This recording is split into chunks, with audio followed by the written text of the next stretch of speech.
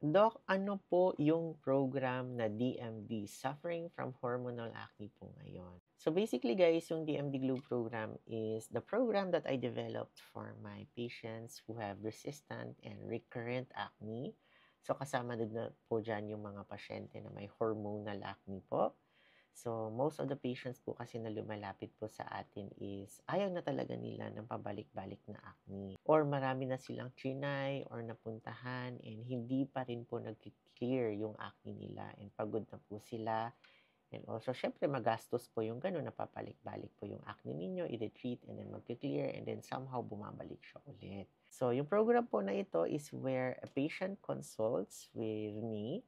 And then after that, I diagnose the patient. And then I also recommend patients the topicals and or medications po na kailangan niya to achieve long-lasting remissions ng kanyang acne. At saka para hindi na po siya pabalik-balik.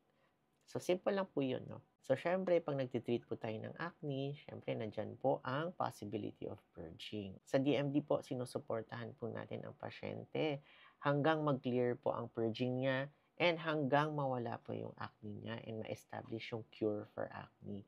Kasi guys, usually ang sinasabi lang sa pasyente, normal lang ang purging, so hayaan mo lang, i-continue mo lang yung mga topicals mo and hintayin natin na mawala yung purging. Pero guys kasi, may mga pasyente na hanggang 8 months nagpo-purge pa rin. So kaya sa DMD, gusto natin ma-clear ang purging ng pasyente as soon as possible para hindi tumaas ang risk ng acne scarring ng pasyente. Kasi alam naman natin guys, acne scarring is very difficult to treat and very costly also. And if ever there's treatment, kahit gaano pa ka-effective yung ating treatment for acne scars, hindi na po talaga babalik sa 100% pre-scar condition ng ating balat. Kaya, as much as possible, iwasan natin talaga na magkaroon ng acne scarring ng pasyente. And of course, kung may mga katanungan ng pasyente or may mga concerns ang pasyente, of course, kailangan bigyan natin ng open channel of communication yung pasyente. Nagkakaroon man ng delay sometimes, guys, kasi syempre marami pong pasyente ang nagsasend ng message or marami tayong patients also sometimes na kinakausap and nagkakasabay po sila sometimes.